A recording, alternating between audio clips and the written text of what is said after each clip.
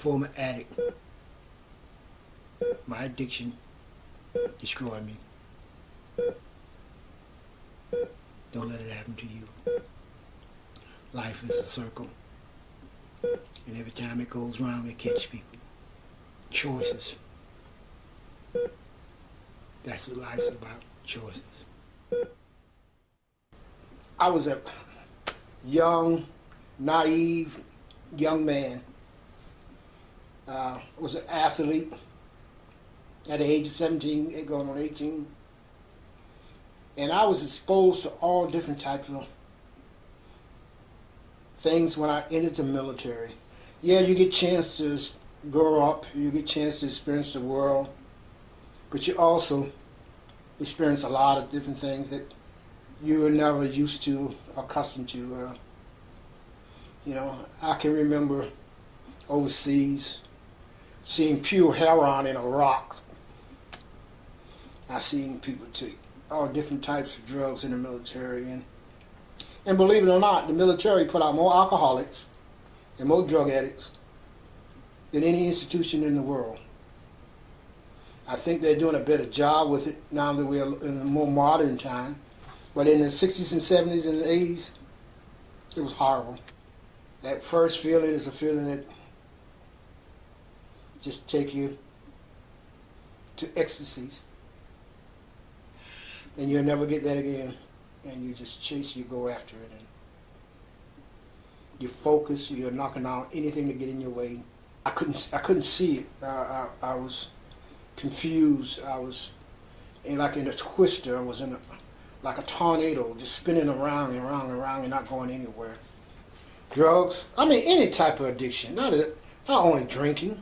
Smoking will tear you down. Alcohol will tear you down. Get you a DUI, you go to jail. Drugs just destroy you. Cigarettes take your lungs out. Yeah, it's about choices. With my addiction and preparing myself to get a transplant, I think about how foolish and stupid I was at the University of North Carolina. I was constantly using cocaine, hoping I would get this transplant, and not really giving it a second thought how serious my life was, and I'm about to die. I just didn't care.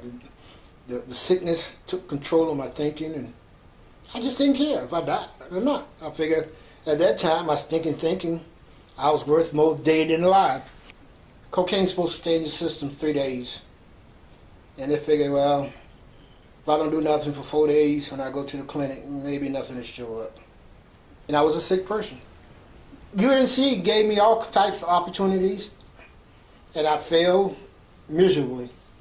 I got thrown off Chapel Hill transplant teams. And on that long ride coming back from Chapel Hill to Columbia, South Carolina, I felt miserable.